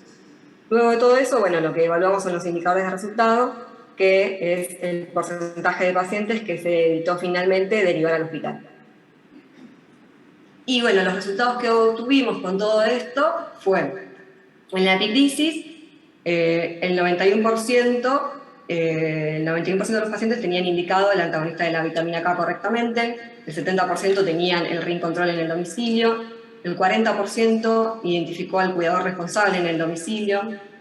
Esto pasa porque a veces el responsable es o el hijo, el hermano, la esposa, el referente del geriátrico, hay un cuidador, hay varios cuidadores, entonces es un poco más complejo identificarlo. El 94% recibió la intervención educativa al referente de cuidado, eso fuimos nosotros como farmacia. El 94% recibió la intervención educativa al médico, eso también fuimos nosotros como farmacia. Y encontramos que, bueno, un 14% de los pacientes tuvieron un valor de Ring crítico en el domicilio, que fueron 13 ¿sí? del estudio, y de esos 13, 9, un 70% recibió la vitamina K con ese valor crítico de RIN y se resolvió correctamente la situación en el domicilio, evitando que vaya el paciente a la guardia o se termine internando.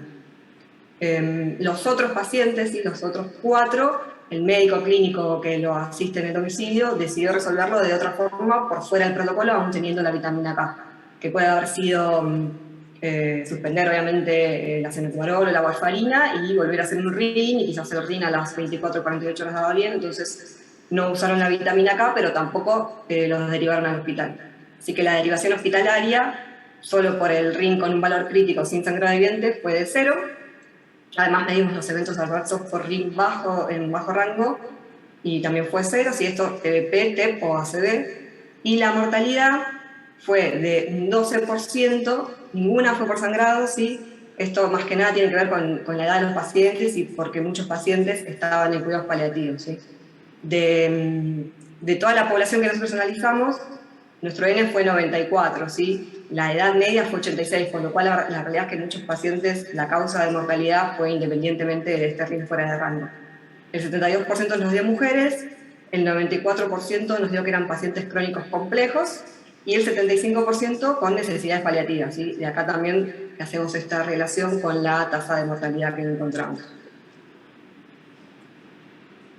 Como conclusión, entonces, lo que dijimos fue que se logró determinar el impacto de la intervención a través de los 4 componentes medidos, evitándose la derivación hospitalaria en más del 50% de los casos, con un valor crítico de RIN sin sangrado, pero bueno, fue una prueba piloto en pocos meses y con pocos pacientes, ¿sí? La transición es un periodo crítico en la gestión de medicamentos de alto riesgo, la pluripatología de esta población y la polifarmacia aumenta el riesgo del RIN inestable y la derivación hospitalaria.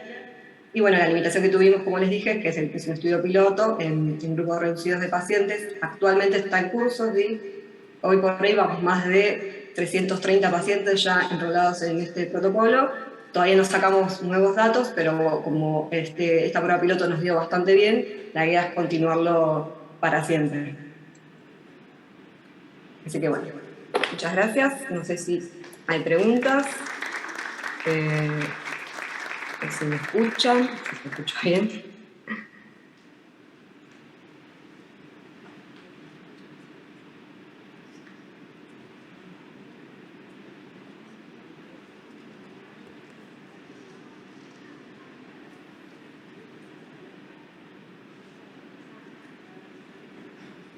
Bueno, vamos a escuchar el siguiente trabajo, formulación de una zona oral de glifosato para mantenimiento de PDA por falta de acción de gestores públicos.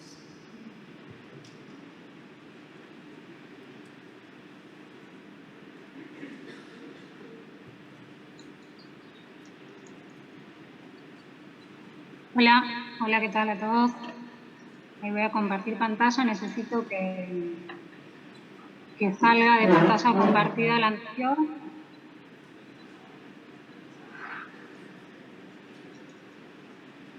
Ahí está.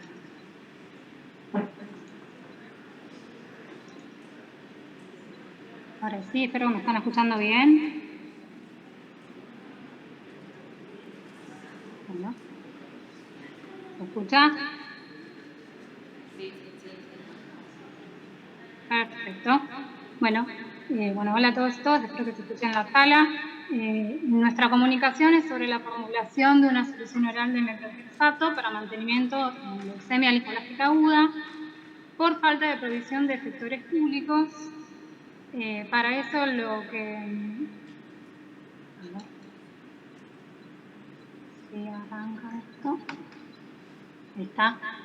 Bueno, hacemos una breve introducción sobre la incidencia. La PLA es una de las primeras causas de cáncer infantil y esto está de acuerdo al registro oncopediátrico escolar argentino, es decir, proveemos datos nuestros de nuestro país, en donde la leucemia figura como causa número 1 en cáncer infantil y dentro de ellas están la linfoblástica, la mieloblástica y obviamente la linfoblástica, si bien ahí no lo detallo, es la que tiene mayor incidencia en pediatría.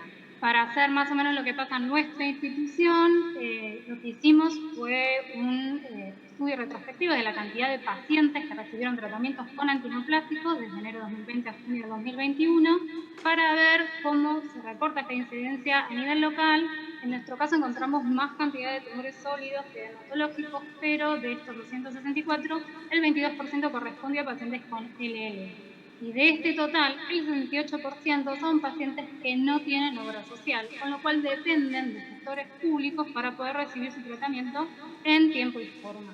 Con lo cual eso nos dio una población objetivo que se va a beneficiar de esta intervención realmente significativa. Esto es para repasar un poco el tratamiento en leucemia linfoblástica aguda. Es un tratamiento largo de 104 semanas, más de 2 años, consta de 4 etapas, y el metrotexato, que obviamente no es ninguna novedad, es uno de los medicamentos más efectivos, ya hace como 30 años que fue descubierto, y se usan 2 partes de este tratamiento: consolidación con endovenoso y en la parte de mantenimiento, que dura aproximadamente 1 año, en donde es una parte de tratamiento vía oral, donde el paciente recibe 6 mercaptopurina y metrotexato de forma ambulatoria.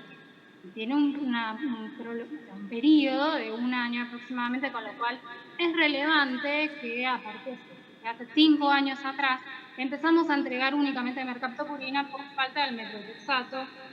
También derivó en distintos problemas en cuanto a que el banco de drogas, si bien el Banco de Drogas Nacional sigue existiendo, bajó la cantidad de ítems que empezaron a entregar, se jurisdiccionó de acuerdo al domicilio del paciente, entonces empezamos a tener distintas llegadas. Pacientes que vivían en capital entraban por un lado, los pacientes que tienen domicilio en provincia entraban por otro sistema, que es el sistema online, y los pacientes que venían del interior se daban lo poco que tenían en el banco de drogas y el resto corría por las casas de la provincia. Entonces también eso diversificó mucho la forma de recibimiento de este tratamiento, con lo cual el reclamo también era muy difícil hacerlo, y a veces incluso las respuestas del reclamo por la falta de entrega a esta medicación no lográbamos obtenerlo. Entonces esto llevó a una búsqueda bibliográfica para ver qué podíamos hacer con estos pacientes, y por suerte encontramos este trabajo en 2015, donde habla de una formulación de metrotexato 2 miligramos mililitro a partir de ampollas de 500 miligramos en solución. Entonces nosotros ya teníamos el principio activo disuelto, formulado, estéril, y lo que habría que agregar era solo el vehículo, que es la suite, en este caso el vehículo que contamos, y obviamente volver a ajustar el pH, ya que tiene que estar el pH alcalino para que el metrotexato es ácido, necesita una formulación alcalina para estar en estado de solución, con lo cual era una fórmula muy simple, era una solución, y con una ampolla de 500 miligramos lográbamos 5 frascos de 50 mililitros, que es más o menos equivalente a la cajita de metrotexato de 10 miligramos comprimido, que es lo que nosotros recibíamos y que ya no contábamos para poder dispensar el paciente. Básicamente era una fórmula fácil, la empezamos a hacer a granel, es decir, nosotros generalmente cuando preparamos jarabes, además de hacerlo bajo cabina de seguridad biológica, generalmente lo hacemos para pacientes que no pueden tragar, pacientes bebés, infantes, y en este caso en realidad era una fórmula de reemplazo. Y esto iba para todos los pacientes, ya sean grandes. Hubo casos, como ven, que las indicaciones de 20 miligramos metro, había pacientes que llevaban 40 miligramos, lo que serían 20 mililitros, lo cual claramente no era lo mejor, pero era la alternativa que teníamos. Y como obviamente no le estábamos dando una presentación comercial con su prospecto, diseñamos un folleto para que el paciente pueda tener la información de lo que se está llevando, y volviendo a reiterar la dosis. Finalmente las indicaciones los médicos lo hacían comprimidos, y nosotros entonces se los informábamos cuánto tenía que tomar de jarabe, le dábamos las jeringas y les explicábamos hasta dónde tomar, como para que tenga bien en claro, y en el reverso todas las condiciones de cómo debe conservarse, las interacciones, como ustedes saben, el metrotexato tiene un montón de interacciones, sobre todo con los AINES, es algo re importante, y no es menor que una madre sepa que ante cualquier cosa siempre tiene que consultar al médico, y con esta información es como que nos quedamos tranquilos, que sabían o tenían por lo menos una conciencia de que lo que está retirando es un citostático, y cómo tiene que conservarlo, que no es un dato menor. Esto es básicamente lo que hicimos. Obviamente que hacemos otros jarabes, pero en este caso lo fundamental es que reemplazó por un periodo de tiempo. Gracias a Dios hoy en día ya se reguló un poco esta situación y empezamos a recibir algunas cajas de comprimidos, pero esto ya queda como plan B ante la ausencia que a veces pasa de los efectores públicos de algunas drogas. No sé si tienen alguna pregunta. Muchas gracias. seguimos igual sin escuchar la sala, porque hay cosas que quieren saber, así que no sé si quieren hacerla por chat.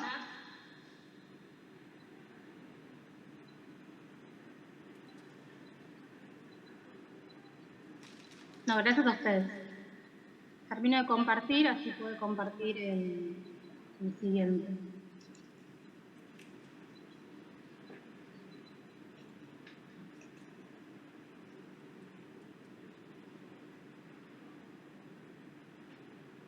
Bueno, pasamos al trabajo, a nuestro último trabajo en esta primera tanda. Análisis de la pauta antiemética existente en los protocolos de quimioterapia de un hospital de tercer nivel.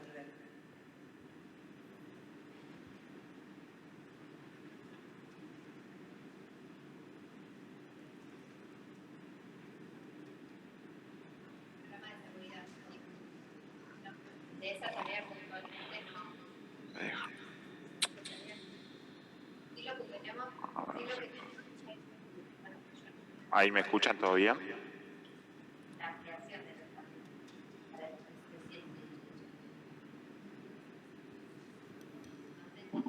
Hola, buen día, ¿se me escucha? Sí. Perfecto.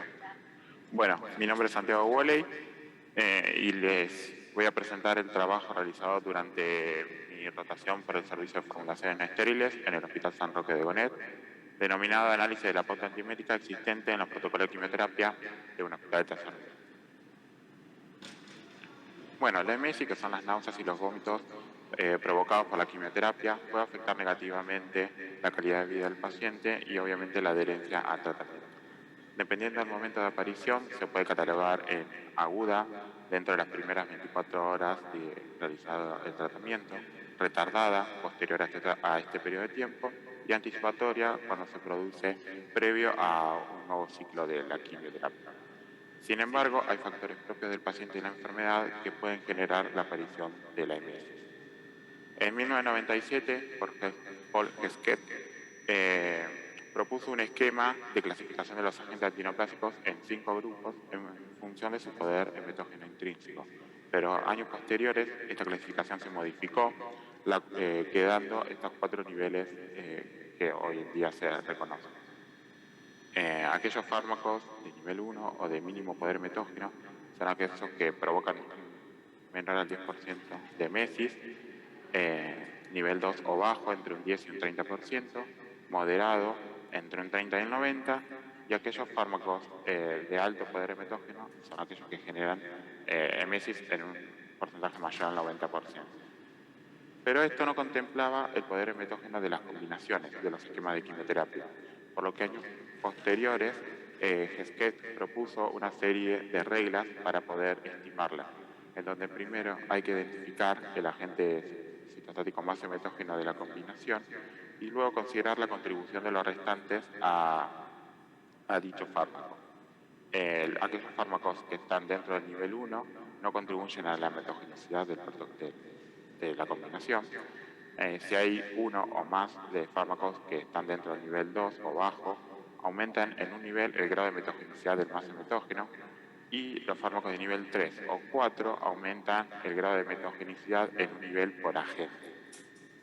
En el Hospital San Roque de Gonet, los protocolos de quimioterapia incluyen la pauta antiemética, pero en ocasiones se observa que la misma es insuficiente. Entonces, por esto nos propusimos evaluar la pauta antiemética establecida en los protocolos de quimioterapia, analizando su distribución en función del tipo de cáncer y agentes antineoplásicos que la componen, comparar la empleada con las guías internacionales vigentes y establecer su adecuación. Para esto se realizó un estudio observacional descriptivo transversal en donde se analizaron la totalidad de los protocolos activos durante el mes de mayo de 2021 y a su vez se consultaron las guías tanto nacionales como internacionales vigentes en función de la pauta antiemética, la clasificación de los antieméticos, y luego con la información recogida se volcó en una planilla de Excel en donde se comparó esta información y si coincidía, cuando la pauta de los protocolos coincidía con la establecida por las pautas en posología, mismos fármacos y administración, se tomó como coincidente y en caso de encontrar alguna discrepancia se consideró como no coincidente.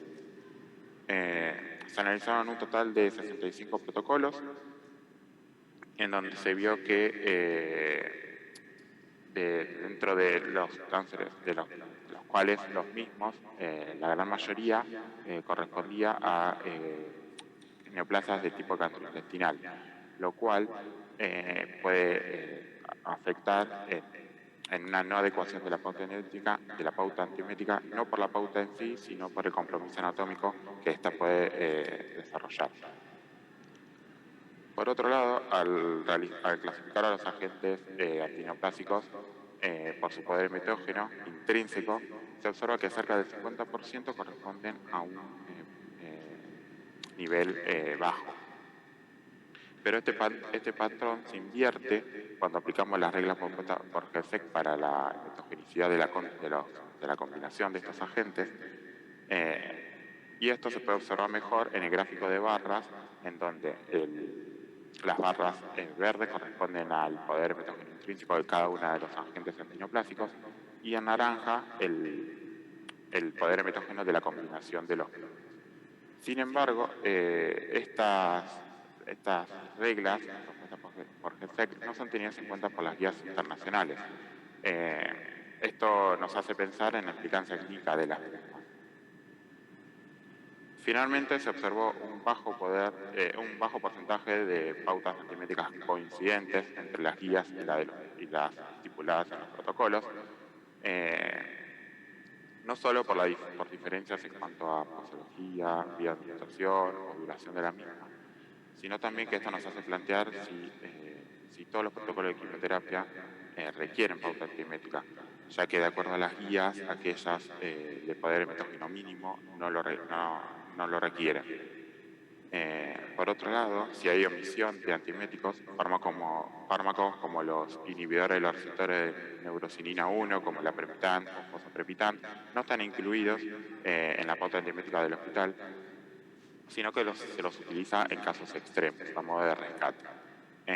Por otro lado, la olanzapina es uno de los últimos fármacos que se incluyó en las últimas versiones de las guías internacionales, por lo cual quedaron por ahí desactualizadas dichas pautas.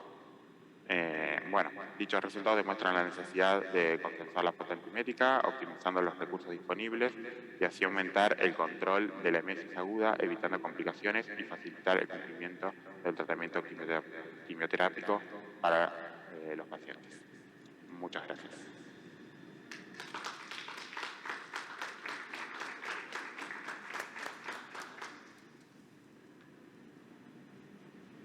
Bueno, damos por finalizada esta primera sección de trabajos.